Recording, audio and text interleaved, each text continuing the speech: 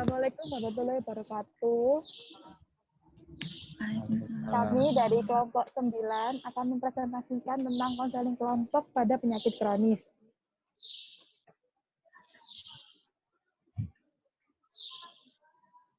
Sebelumnya, nama saya Nafia Safinodiana, NPM 15119000130, akan menjelaskan pada bagian pertama, yaitu definisi konseling kelompok pada penyakit kronis. Konseling kelompok menurut Gibson dan Mitchell pada tahun 2011, yaitu konseling kelompok adalah proses interpersonal yang dipimpin oleh konselor yang terlatih secara profesional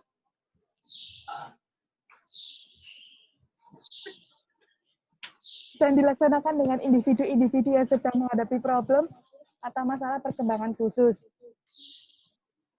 Tujuan dari konseling kelompok menurut Corey pada tahun 2012 antara lain, 1. Untuk meningkatkan kesadaran dan pengetahuan diri, serta untuk mengembangkan identitas sebagai pribadi yang unik. Yang kedua, untuk mengetahui kesamaan kebutuhan dan masalah sesama anggota dan untuk mengembangkan rasa keterhubungan.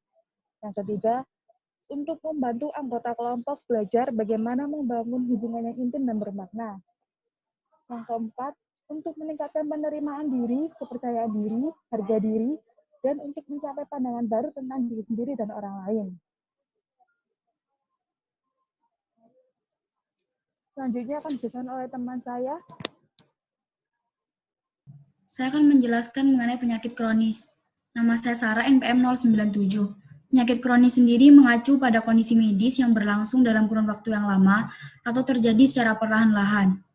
Penyakit kronis juga berpotensi menjadi penyakit serius yang berbahaya jika tidak ditangani dengan segera.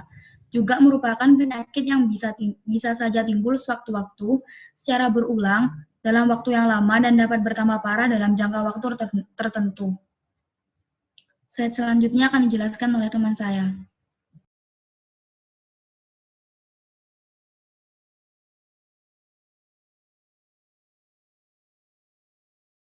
Baiklah, pada tahap konseling kelompok ini, dan yang pertama itu adalah data pra-konseling. Pada tahap pra-konseling ini, dianggap sebagai tahap persiapan pembentukan kelompok. Hal-hal yang dimasukkan mendasar pada tahap ini yaitu para konseling itu diseleksi dan akan dimasukkan ke dalam keanggotaan yang menurut pertimbangan homogenitas. Homogenitas ini adalah pertimbangan menyeluruh dari para konseling tersebut. Nah, selanjutnya ini ada tahap permulaan. Pada tahap permulaan ini dibuatkan struktur pada kelompok untuk memahami aturan-aturan yang ada pada kelompok tersebut. Di sini ketua kelompok dipegang oleh para konselor. Pada tahap ini, anggota kelompok diarahkan untuk memperkenalkan diri dan diawali oleh pemimpin kelompok tersebut, yaitu konselor. Tujuan yang ingin dicapai pada tahapan ini yaitu anggota kelompok diharapkan untuk saling percaya satu sama lain serta menjaga hubungan yang terpusat pada kelompok. Dan selanjutnya adalah tahap transisi. Pada tahap transisi ini disebut juga sebagai tahap peralihan. Pada tahap ini, konselor diharapkan dapat membuka permasalahan dari masing-masing anggota sehingga dapat bersama-sama untuk merumuskan dan diketahui merumuskan masalah dan diketahui bagaimana jalan keluarnya. Baiklah, untuk yang selanjutnya bisa diteruskan oleh rekan saya. Oke, perkenalkan nama saya Malvi Benda Adila, NPM-nya belakangnya 156. Di sini saya akan melanjutkan penjelasan dari teman saya tadi. Selanjutnya itu ada tahap kerja. Tahap kerja ini sering disebut sebagai tahap kegiatan. Tahap ini dilakukan setelah permasalahan anggota kelompok diketahui penyebabnya, sehingga konselor dapat melakukan langkah selanjutnya, yaitu menyusun rencana tindakan. Selanjutnya ada tahap akhir. Tahapan di mana anggota kelompok mencoba perilaku baru yang telah mereka rencanakan sebelumnya. Umpan balik pada tahap ini sangat penting. Sebaiknya dilakukan oleh masing-masing anggota kelompok. Hal ini dilakukan untuk menilai dan memperbaiki perilaku kelompok apabila belum selesai. Tahap akhir ini dianggap sebagai tahap melatih diri konseling untuk melakukan perubahan. Selanjutnya ada pasca konseling. Nah, di sini itu jika proses konseling telah berakhir, sebaiknya konselor itu menerapkan adanya evaluasi sebagai tindak lanjut dari konseling kelompok. Evaluasi sangat diperlukan apabila terdapat hambatan dan kendala yang terjadi dalam pelaksanaan kegiatan perubahan perilaku anggota kelompok setelah proses konseling berakhir. Selanjutnya akan dijelaskan oleh teman saya. Terima kasih. Oke, baik. Di sini saya akan menjelaskan tentang teknik-teknik konseling kelompok pada penyakit kronis. Sebelumnya saya, Fitri Yuliana, NPM belakangnya 091 akan menjelaskan 3 pendekatan. Kemudian saya menjelaskan tentang pendekatan pertama, yaitu pendekatan langsung. Pendekatan langsung ini juga disebut sebagai pendekatan yang terpusat pada konselor. Untuk menunjukkan bahwa pada interaksi ini, konselor lebih banyak berperan dalam menentukan sesuatu. Tujuan dari teknik ini untuk membantu orang lain mengaktualisasikan potensi yang baik yang dimiliki, terutama untuk membantu klien yang kurang memperoleh pengalaman dari lingkungan yang memenuhi tujuan dan keinginannya. Menurut Williamson ini, pada pendekatan ini dibagi menjadi 6 langkah. Yang pertama, analisis, meliputi pengumpulan data dari berbagai sumber untuk memahami klien. Yang kedua, sintesis, yaitu mengelompokkan dan meringkas data yang diperoleh untuk menentukan kekuatan klien dan tanggung jawab terhadap kemungkinan yang dapat dilakukan. Yang ketiga, diagnosis, yaitu menyimpulkan penyebab timbulnya masalah dan kekhususannya. Diagnosis ini yang keempat, prognosis, yaitu perkiraan tentang perkembangan dan implikasi dari diagnosis yang dibuat. Yang kelima, konseling, yaitu langkah yang diambil untuk penyesuaian diri. Dan yang terakhir, menilai semua hal yang telah dilakukan konselor terhadap klien dalam menghadapi masalah dan penilaian efektivitas dari konseling. Ciri pendekatan ini adalah yang pertama, bertumpu pada data yang dikumpulkan oleh konselor. Yang kedua, bersangkut paut dengan isi intelek. Yang ketiga, lebih banyak terpusat pada hal kimia. Yang ketiga, terutama berhubungan dengan bidang pendidikan dan jabatan atau jurusan.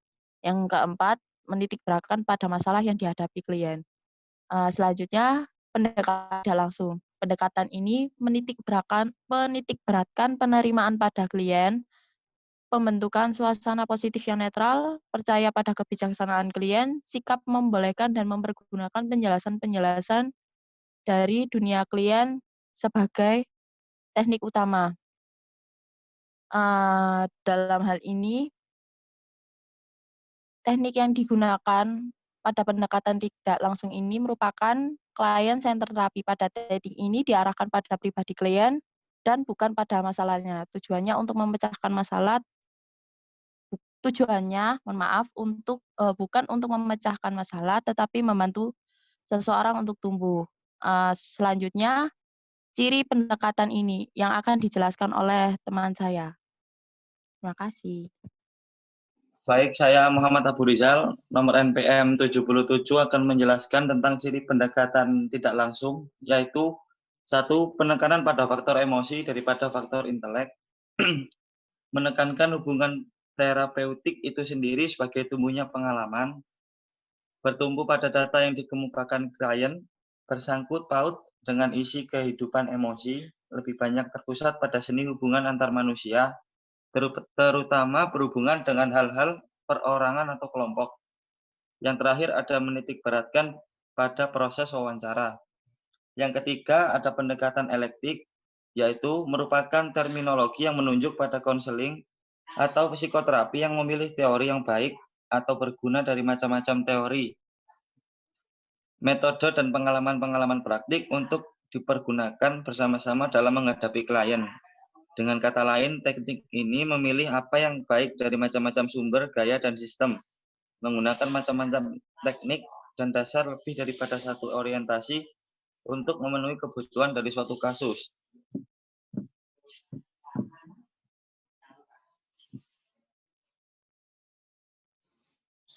Pendekatan elektik tidak hanya meliputi 2 pendekatan yang sering dipakai dalam konseling, yaitu pendekatan langsung dan tidak langsung. Namun lebih luas dari itu, yakni pendekatan lain dalam bidang psikoterapi secara singkat Pendekatan ini bertumpu pada data yang ditemukan konselor dan dikemukakan klien, bersangkut paut dengan isi intelek dan kehidupan emosi, melibatkan pendekatan ilmiah atau seni hubungan antar manusia. Yang terakhir ada meliputi pendidikan, jabatan atau jurusan, dan bidang perorangan atau sosial. Selanjutnya akan dijelaskan oleh teman saya.